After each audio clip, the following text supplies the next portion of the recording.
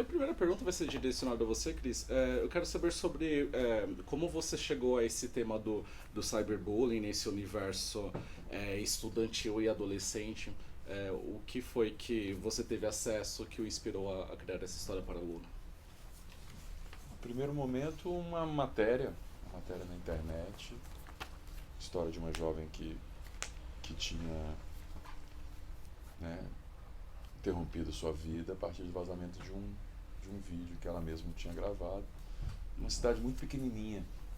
Ela mesma gravou, ela enviou para uma pessoa e rapidamente esse vídeo se espalhou. E depois a gente vai descobrir que a questão dela era especificamente com a mãe, dessa imagem chegar na mãe. Então, antes de que isso acontecesse, ela resolve tomar essa atitude drástica e deixa uma carta pedindo desculpas.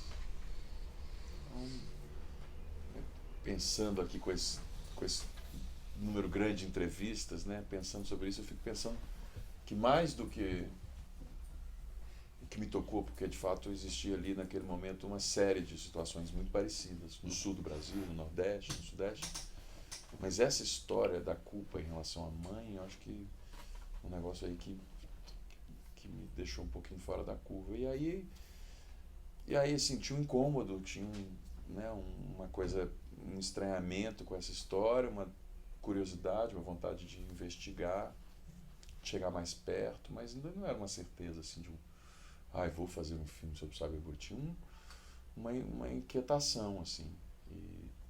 E aí vou me aproximando do tema, vou me aproximando, né, da geração, a geração vai me causando curiosidade também.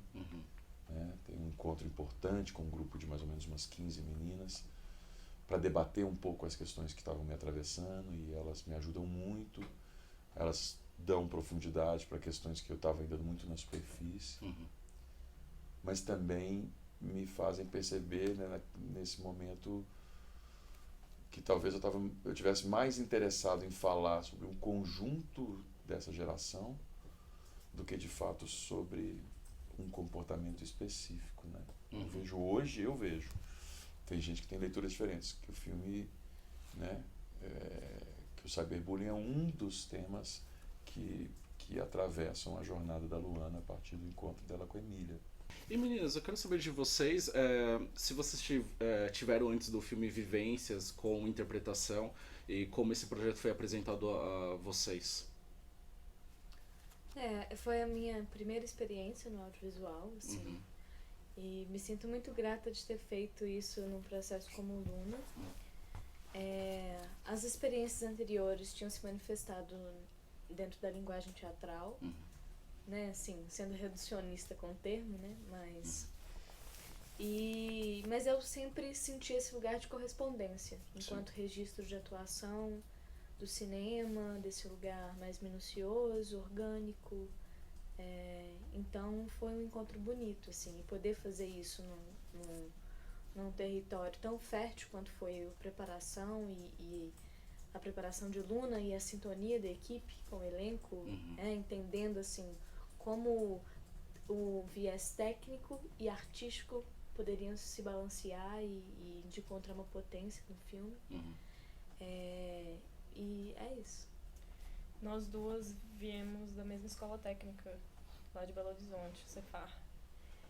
E que é isso, atuação no teatro. E aí quando a gente vai pro cinema, é outra coisa, né? Outro universo, outra linguagem, outro mecanismo. E uma experiência muito nova, muito única, muito rica também. Foi importante. E eu me pergunto se, dentro dessa experiência com o Cris, né, de se reunir com outras meninas, se vocês também participaram desse processo no sentido de, enfim, encontrar essa linguagem da juventude que me parece tão verdadeira, né, no filme. Teve muito espaço, por exemplo, para vocês improvisarem alguns diálogos que vemos, né, no resultado final do filme. Enfim, vocês tiveram essa participação na construção do roteiro? Sim. basicamente Absolutamente. o filme inteiro.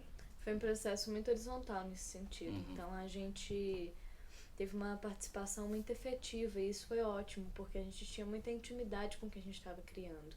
E isso criou uma certa possibilidade de um domínio ali sobre as coisas que estavam sendo feitas e discutidas. Então a gente tinha uma influência que estava no campo subjetivo do personagem, mas também em momentos que influenciou numa escolha cênica muito concreta, assim. E isso foi muito importante, assim, porque esse lugar de construção do roteiro, né, de sentar, estudar pragmaticamente como as coisas devem ser feitas, as falas, o que há aqui, isso está no filme. O filme não foge de uma coisa que estava numa versão mais posterior do roteiro, mas a gente tinha o entendimento que a gente ia para a cena com as nossas ferramentas e os nossos dispositivos que foram criados durante o processo de preparação, mas a gente tinha noção que essas informações aqui eram necessárias para dar continuidade ao fluxo dramatúrgico, né, do filme, e que elas deveriam estar na cena. Então a gente ia com isso em mente e jogava em cima daquilo com as ferramentas que a gente já tinha construído. Então a gente tinha uma noção de que ponto do arco dramático o personagem se encontrava e quais eram os motores dramatúrgicos daquela cena, as coisas que precisavam ser ditas e as coisas que não precisavam ser ditas, e jogando em cima disso. Até porque imagino que também houve, de repente, um choque de geração entre você com o elenco, no sentido de que vocês estão inseridas nessa realidade que o filme de fato encena, né? Que sobre esse bullying que muitas vezes é praticado a partir de recursos tecnológicos, como celulares e redes sociais, e enquanto você veio de uma geração em que isso era praticado com outros recursos, com outras ferramentas. Analógico. Né? Exatamente. Então, eu quero que vocês comentem sobre esse choque e também sobre a importância de, no filme, também favorecer essa perspectiva feminina, né, dos fatos. Eu costumo dizer que eu sou uma geração beta, né? Porque eu vivi essa transição pós-juventude, né? O início, a semente dessa transformação. Eu acho que tem um processo que é de troca e de escuta mesmo, sabe? Então, quando elas falam dessa participação ativa no roteiro, eu não sinto que a criação foi em nada diminuída ou deturpada. Eu sinto, na verdade, que era um processo de acúmulo de experiências, acúmulo de vivência, sabe? Então, parece muito... A gente corre o risco, quando a gente fala disso, de parecer que é um Deus dará. Então, vamos lá, galera, vamos filmar aí, é isso aí. Acho que é o contrário. Acho que um processo que permite a improvisação, permite uma flexibilidade do diálogo, ele precisa ter muita segurança em relação à história que ele está contando. Porque senão você não monta, o filme não... Depois as peças não se encaixam, né? E por outro lado, acho que elas trouxeram vida para... Né? Então, tinha uma semente, uma ideia, tinha uma construção de onde vai para onde vem, mas elas trouxeram muita vida para o processo. O que a gente fazia também, eu estou voltando na pergunta anterior só para trazer meu ponto de vista, o que a gente fazia também era improvisa muito, busca nos ensaios e guarda aquilo que é potente, sabe? Para depois a gente ressignificar lá na frente. Como o Cris já falou que em outras entrevistas, eu acho que a presença feminina no filme ela se deu de muitas maneiras, não só por mim e pela Ana, né? Outras mulheres que tiveram presentes na equipe ou processos anteriores à filmagem do filme. Então, acho que o tempo inteiro houve essa escuta, assim, como eu comentei, essa horizontalidade nas discussões do filme. Então, era muito interessante discutir essas coisas com o Cris e até pensar numa perspectiva cronológica como as alterações se deram, assim, geracionalmente falando. Mas era um trabalho de consultoria mesmo, né? Assim, a gente oferecia o que a gente vivia, né? Assim, as questões que nos cabiam. E foi interessante ver como, de fato, certas coisas não chegam, né, para pessoas que estão uma geração acima.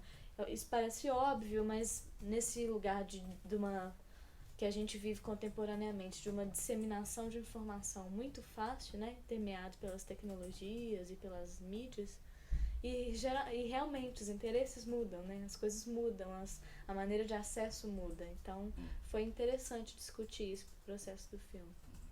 E para concluir, eu não quero... Só fazer um parênteses nisso, é porque quando começa esse processo, eu achei que eu ia encontrar uma geração completamente distinta da minha no processo de pesquisa. E eu vou ser, né, bastante simplista, mas assim, existe uma mudança muito forte que é essa mediação através dos dispositivos tecnológicos. E me pareceu existir também uma mudança a partir da perspectiva de uma certa liberdade para experimentar, principalmente no campo sexual. O resto, eu achei tudo bem parecido, porque na verdade, né, os elementos que pulsam são os mesmos, sabe? O desejo de ser amado, né? O desejo de vida, de ser aceito, né? Eu digo do ponto de vista da juventude, né? Esse lugar de ser aceito, de ser amado, essa necessidade de se comunicar ao mesmo tempo, de criar um espaço, né? Uma bolha introspectiva. Então foi para mim surpreendente encontrar, né, muita semelhança. Então acho que a ponte também passa por esse lugar. Então muda o dispositivo, muda eventualmente um comportamento, mas, né, conseguia perceber comportamentos muito semelhantes aos da minha geração. Ok. Muito obrigado pela entrevista. Desejo sucesso com o lançamento comercial do filme. Obrigada. Obrigado.